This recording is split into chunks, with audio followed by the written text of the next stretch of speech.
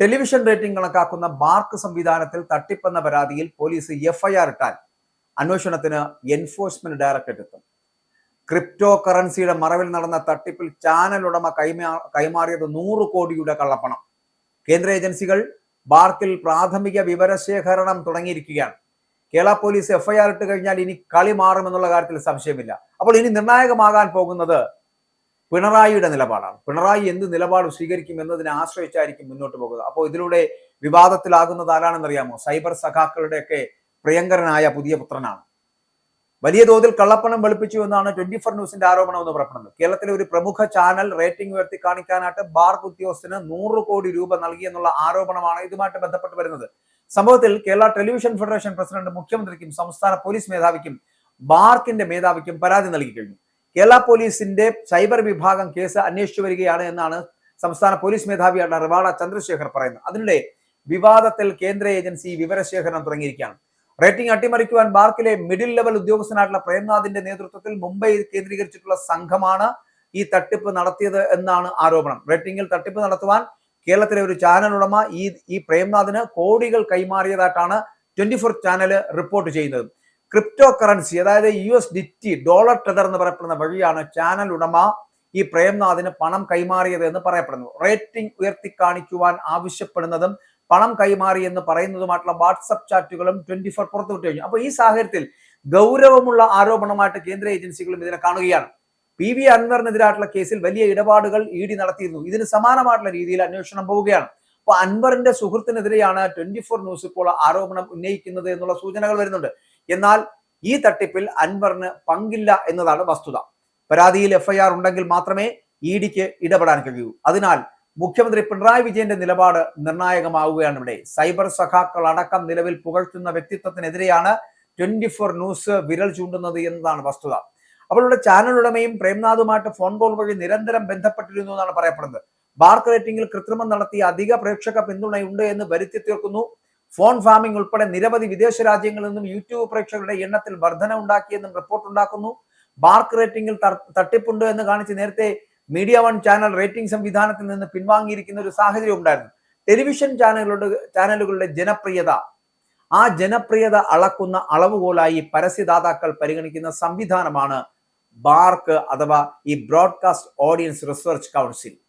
Television കാഴ്ചക്കാരുടെ എണ്ണം കാണുന്ന അവരുടെ പരിപാടികൾ, ചാനലുകൾ എന്നിവ ശാസ്ത്രീയമായിട്ട് പരിശോധിച്ച് റിപ്പോർട്ട് ചെയ്യുന്നുണ്ട്. ഇത്തരം ഒരു സ്ഥാപനത്തിനെതിരെയാണ് ഇപ്പോൾ ആരോപണം ഉന്നയിക്കപ്പെടുന്നത്. കേരള പോലീസിന് 24 ന്യൂസ് നൽകിയ പരാതിയിൽ ഏത് ചാനൽ മുതലാളിയാണ് ഇത്തരത്തിൽ ഇടപാട് നടത്തിയത് എന്ന് പറയുന്നില്ല എന്നുള്ളതാണ് സൂചന. അതുകൊണ്ട് തന്നെ ഒരു ചാനലിനെയും പ്രതിയാക്കി ഉടൻ FIR ഇടില്ല എന്നുള്ളതാണ് വസ്തുത. അപ്പൊ ഇതിനിടെ നമ്മൾ മനസ്സിലാക്കേണ്ടത് ഡോളർ ടെതർ ആരോപണത്തിൽ പോലീസുമായിട്ട് 24 ന്യൂസിന് വേണ്ടിയിട്ട് ഇടപെടലുകൾ നടത്തുന്നത് വ്യാജ സർട്ടിഫിക്കറ്റ് വിവാദത്തിൽ കുടുങ്ങിയ മാധ്യമ പ്രവർത്തകനാണ് എന്നുള്ളതാണ്. പ്രതിരോധ വകുപ്പിന്റെ മാധ്യമ പഠന കോഴ്സിന് അടക്കം പോയ ഈ മാധ്യമ പ്രവർത്തകന് പോലീസിൽ ഉന്നത ബന്ധങ്ങളുണ്ട്. ഈ ബന്ധങ്ങളാണ് 24 ന്യൂസ് മറ്റൊരു ചാനലിനെ കേസിൽ കൊടുക്കാൻ ഉപയോഗിക്കുന്നത് എന്നുള്ള സൂചനകളുണ്ട്. അപ്പോൾ ഇന്ത്യൻ ബ്രോഡ്കാസ്റ്റിംഗ് സംവിധാനത്തിന്റെ ഉടമസ്ഥതയിലാണ് ഈ ബാർക്ക് പ്രവർത്തിക്കുന്നത്. ബ്രോഡ്കാസ്റ്റർമാർ, പരസ്യദാതാക്കൾ, പരസ്യ മാധ്യമ ഏജൻസികളെ പ്രതിനിധീകരിക്കുന്ന സംഘടനകൾ എന്നിവ ചേർന്നാണ് ബാർക്ക് സ്ഥാപിച്ചത്.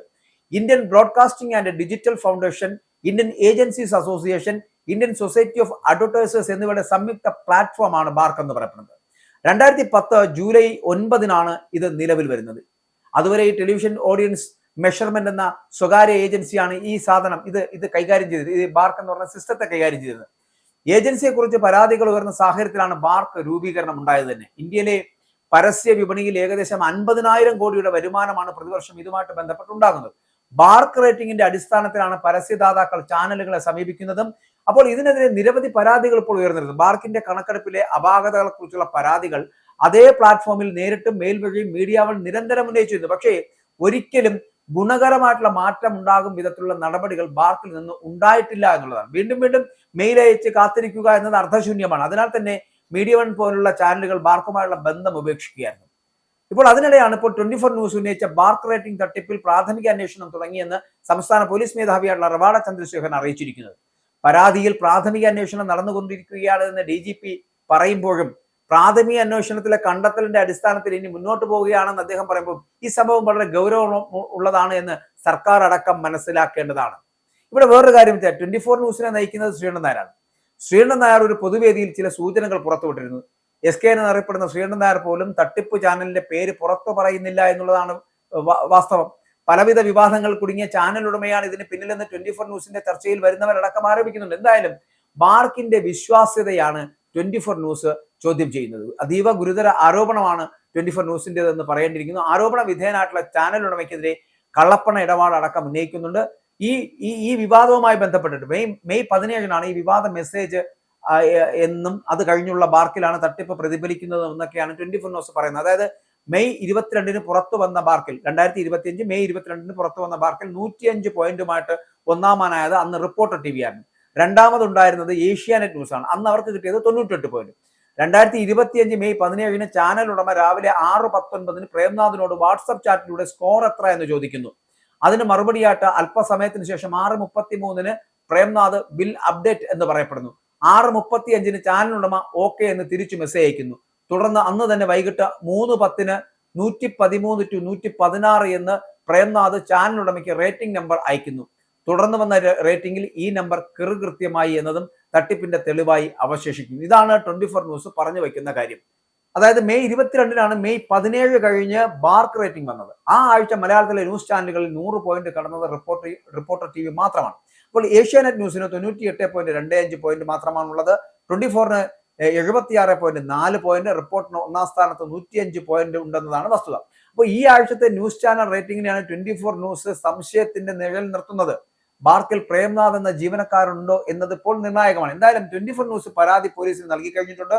എന്നാൽ ഈ പരാതിയിലും ന്യൂസ് ചാനലിന്റെ പേര് പറയുന്നില്ല. അതുകൊണ്ട് തന്നെ തൽക്കാലം പോലീസ് FIR ഇടാനുള്ള സാഹചര്യവുമില്ല. പ്രാഥമിക അന്വേഷണം ഇക്കാര്യത്തിൽ സൈബർ സെൽ നടത്തുകയാണ്. പ്രാഥമിക അന്വേഷണം DGP രവാഡ ചന്ദ്രശേഖർ അടക്കം സ്ഥിരീകരിക്കപ്പെട്ട ഒരു സാഹചര്യമാണ്.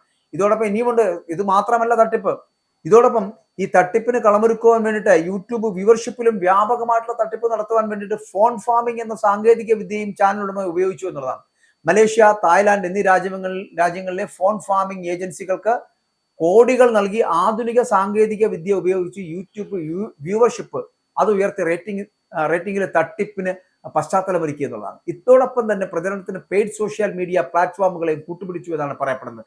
അപ്പോൾ ഈ സാഹചര്യത്തിൽ ചാനൽ തന്നെ പേര് പുറത്തു പറയണമെന്ന ഒരു ആവശ്യം പൊതുസമൂഹത്തിലുണ്ട്. ഇതിനുള്ള ധൈര്യം ബാക്കിയുള്ള ചാനൽ ഉടമകളോ അല്ലെങ്കിൽ ഇത് പുറത്തു കൊണ്ടുവന്ന ശ്രീകണ്ഠൻ നായരോ ഒക്കെ കാട്ടുമോ എന്നതാണ് ഉയരുന്ന ചോദ്യം എന്ന് പറയുന്നത്. എന്തായാലും ഇത്തരത്തിൽ വ്യൂവർഷിപ്പ് കൂട്ടിയെടുത്ത് തട്ടിപ്പ് നടത്തുന്നതിന് കോടികൾ നൽകുന്ന രീതി എന്ന് പറഞ്ഞാൽ അതൊരിക്കലും അനുവദനീയമല്ല, അഭിലഷണീയമല്ല എന്ന് പറയപ്പെട്ടത്. അത്തരത്തിലുള്ള വിദ്യകൾ, നുറുക്കു വിദ്യകൾ, കുടുക്കു വിദ്യകൾ കാട്ടി മുന്നോട്ട് പോകുന്നത് ഒരിക്കലും ഒരു ചാനൽ സംസ്കാരത്തിന് ചേർന്നതല്ല.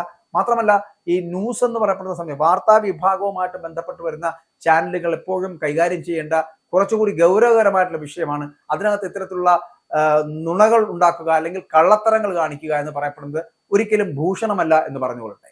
ഇസ്രായേലിന്റെ 5 സൈനിക താവളങ്ങളിൽ കനത്ത നാശനഷ്ടം. മോദി വെളിപ്പെടുത്തുന്ന ഇന്ത്യയുടെ വികസനത്തിന്റെ മയക്കുമരുന്ന് വിൽപ്പനയ്ക്കെതിരെ ശക്തമായ നടപടിയെടുത്ത് ഷാർജ പോലീസ്.